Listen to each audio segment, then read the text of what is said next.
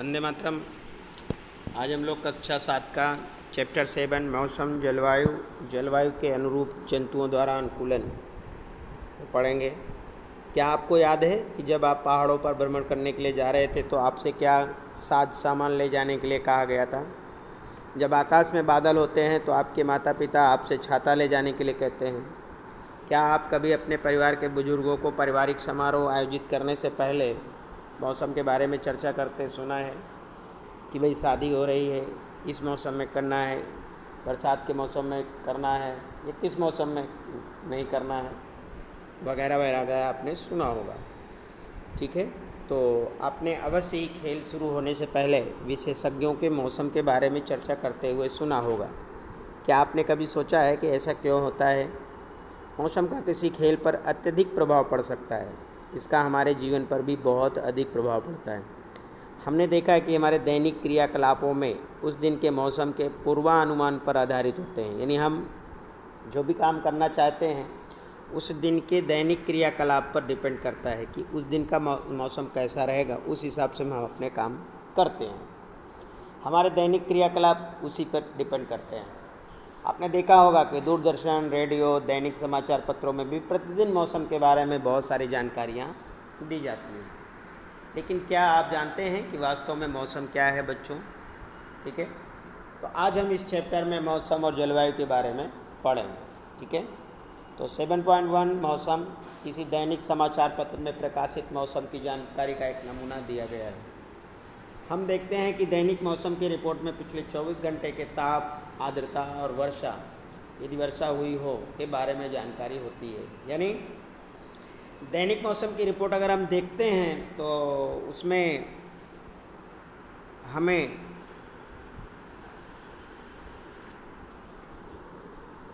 चौबीस घंटे के टेम्परेचर की, ह्यूमिडिटी की और जो रेन होती है, वर्षा होती है, उसकी जानकारी मिलती है। मौसम रिपोर्ट में अगले दिन मौसम के बारे में पूर्वानुमान भी प्रकाशित किया जाता है। मतलब पूर्व अनुमान, पहले से ही अनुमान लगाया जाता है।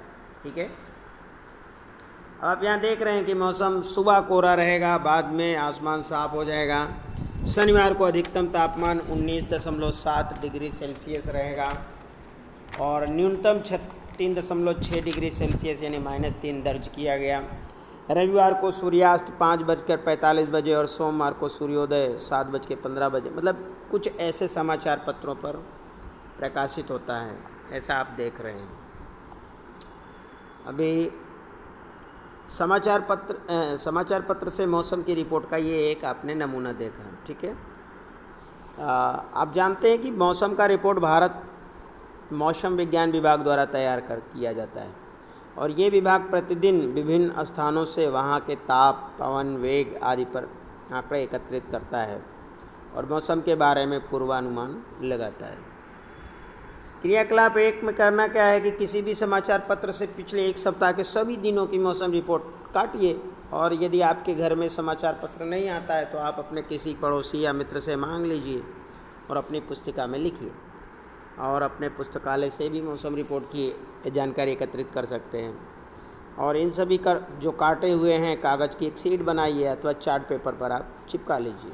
ठीक है, तो 7.1 में आपने द्वारा एकत्रित की गई मौसम संबंधी जानकारी का नोट करना है आपको। और आपकी सहायता के लिए पहली पंक्ति में एक नमूना दिया गया है, ये आप देख सकते हैं कि आपको दिनांक लिखना है, फिर अधिकतम तापमान, फिर न्यूनतम तापमान, न्यूनतम आर्द्रता, अधिकतम आर्द्रता और वर्षा। इस तरह से आप अपना पहला एक्टिविटी क्रियाकलाप कर सकते हैं। और वर्षा की रिपोर्ट प्रतिदिन नहीं लिखी जाती क्योंकि प्रतिदिन वर्षा तो होती नहीं है और यदि आंकड़े उपलब्ध ना हो तो वर्षा के स्थान को रिक्त छोड़ सकते हैं आप। ठीक है, वर्षा को वर्षामापी नामक यंत्र से मापा जाता है। ये मूल रूप से एक मापक सिलेंडर होता है जिसके ऊपर वर्षा को जल एकत्र करने के लिए एक कीप लगा दी जाती है। तो आपने देखा कि वर्षा मापने का यंत्र को वर्षामापी यंत्र कहते हैं।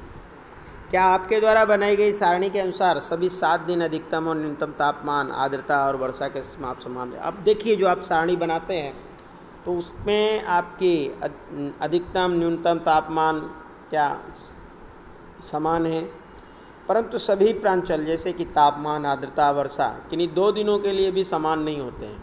आप नोटिस करेंगे। ठीक है, और जो ये सप्ताह भर इनमें काफ़ी परिवर्तन होता रहता है। तो बच्चों, किसी स्थान पर तापमान, आर्द्रता, वर्षा, वेग, वायु का वेग आदि के संदर्भ में वायुमंडल की प्रतिदिन की परिस्थिति उस स्थान का मौसम कहलाता है। तो मौसम किसे कहते हैं कि किसी स्थान के जो तापमान है, आर्द्रता है, वर्षा है, वेग है, वहाँ पर प्रतिदिन की परिस्थिति उस स्थान का मौसम कहलाती है।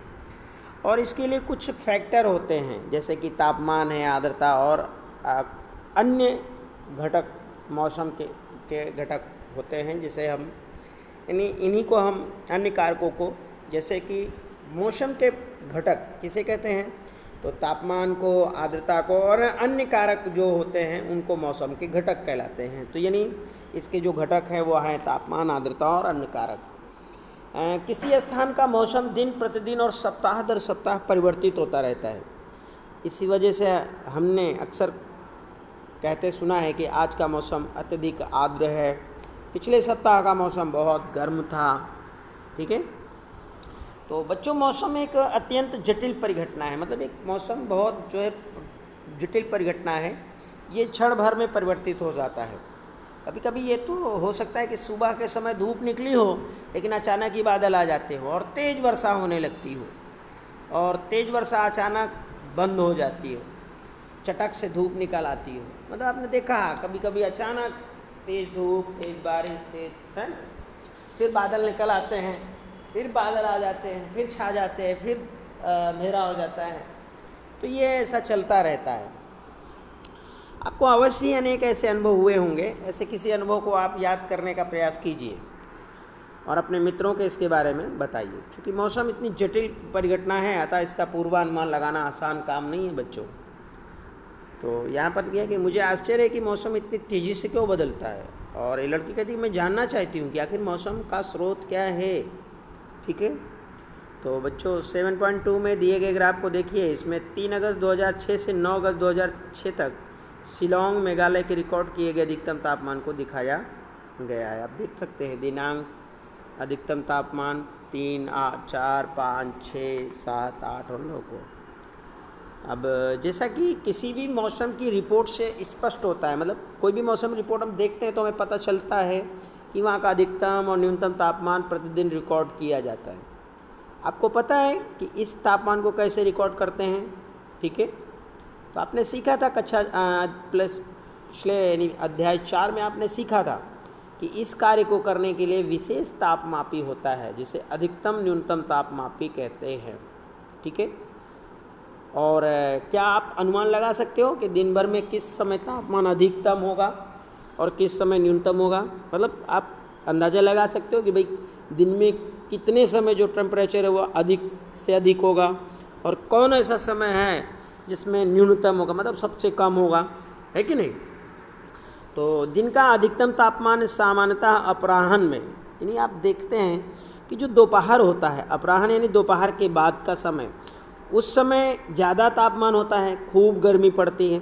और जबकि आपने नोटिस किया है कि सुबह में और शाम को उस समय जो है ना, यानी आप देखेंगे कि जो गर्मी के मौसम है, भोर, प्रातः यानी भोर में, उस समय टेम्परेचर कम होता है। और गर्मियों में दोपहर के बाद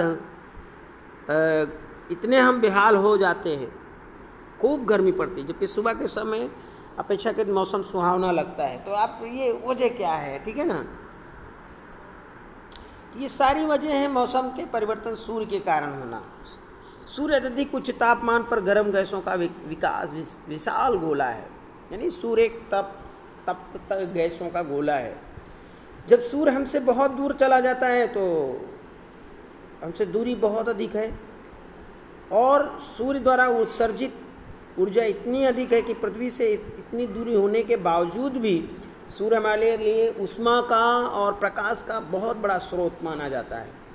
अतः सूर्य ऊर्जा का प्राथमिक स्रोत है बच्चों, जो मौसम में परिवर्तन को लाता है। पृथ्वी के थल, क्षेत्र, समुद्र, वायुमंडल द्वारा अवशोषित तथा परावर्तित की जाने वाली, ठीक है, ऊर्जा भी किसी स्थान पर मौसम को निर्धारित करने में महत्वपूर्ण होती है।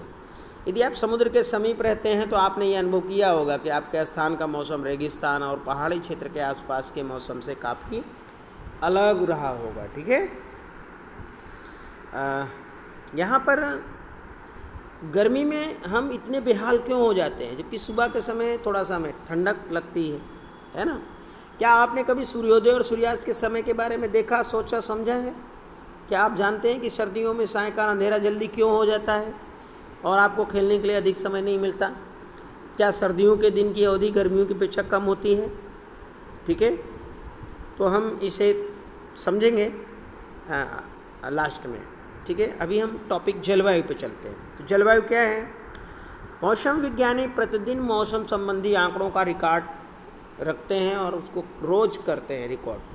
पिछले अनेक दशकों के मौसम के रिकॉर्ड सुरक्षित रखे गए हैं। दशक मतलब कई सालों तक के रिकॉर्डों को। इनमें से हमें किसी स्थान के मौसम के पैटर्न का निर्धारण करने में सहायता, मतलब हम कोई एक स्थान चुन लेते हैं, जैसे मान लीजिए हम राजस्थान का कोई एक इलाका चुन लेते हैं, ठीक है ना, दिल्ली चुन लेते हैं, कश्मीर का चुन लेते हैं, इसमें से किसी पर्टिकुलर एक स्थान को हम चुन लेते हैं। तो किसी स्थान के मौसम के लंबे समय की जो अवधि होती है, लगभग 25 मतलब दशकों, अब दशकों समझ सकते हैं कि लगभग 10 साल से ऊपर, 10, 20, 25, 30 जितना भी आप ले सकते हैं, तो वहाँ के एकत्रित किए गए आंकड़ों का जो मौसम पैटर्न बनाता है, इसे ही उस स्थान की जलवायु कहा जाता है। ठीक है, अब देखते हैं कि किसी स्थान का तापमान अधिकांश समय उच्च रहता है, मतलब अधिकतर समय तक वो बहुत ज़्यादा टेम्परेचर रहता है, तब हम कहते हैं कि उस स्थान की जलवायु बहुत अधिक गर्म है भैया। और यदि इसके अतिरिक्त उस स्थान पर अधिकांश दिनों में भारी वर्षा होती है, तो हम कहते हैं कि उस स्थान की जलवायु बहुत गर्म तथा आर्द्र है। तो आपने जो सारणी देखी 7.2 और 7.3, हमने भारत के 2 शहरों की जलवायु परिस्थितियों का विवरण दिया गया, और हर एक मास के लिए औसत तापमान की गणना 2 चरणों में करनी होती है और की जाती है। हम पहले माह के प्रत्येक दिन के रिकॉर्ड के किए गए तापमान और उसका औसत निकालते हैं। अब यहाँ पर देखिए आप, श्रीनगर और तिरुवनंतपुरम के जो टेम्परेचर है दिखाए गए हैं। अब यहाँ देखेंगे औसत तापमान, दैनिक न्यूनतम और दैनिक अधिकतम, दिन में न्यूनतम और दिन में अधिक कैसा रहा, फिर औसत उसका निकाला। जनवरी, फरवरी, मार्च, अप्रैल, मई, जून, जुलाई, अगस्त, है ना, आप देख रहे हैं। उसी तरह से आप यहाँ तिरुवनंतपुरम का देख रहे हैं जलवायु वाला, ठीक है, तो आप यहाँ 2 रिकॉर्ड देख रहे हैं। फिर आपने देखा कि जम्मू कश्मीर और केरल के औसत तापमान में अंतर को देख सकते हैं। आप देख सकते हैं कि केरल जम्मू और कश्मीर की तुलना में बहुत गर्म है और आर्द्र है, जिसमें वर्षा के कुछ भाग में मध्यम गर्म और मध्यम आर्द्र जलवायु होती है। इसी तरह से आंकड़े भारत के पश्चिमी क्षेत्रों जैसे राजस्थान के लिए वर्ष के अधिकांश समय औसत तापमान को उच्च दिखाते हैं, लेकिन सर्दियों में जो सिर्फ कुछ माह के लिए होती है, तापमान काफ़ी कम होता है। इस क्षेत्र में बहुत कम वर्षा होती है, ठीक है, और ये मरुस्थलीय जलवायु के लक्षण होते हैं। तो जलवायु गर्म और शुष्क होती है। उत्तरी पूर्वी भारत में वर्ष के अधिकांश भागों में वर्षा होती रहती है, इसलिए हम कह सकते हैं कि उत्तर पूर्व की जलवायु आर्द्र है।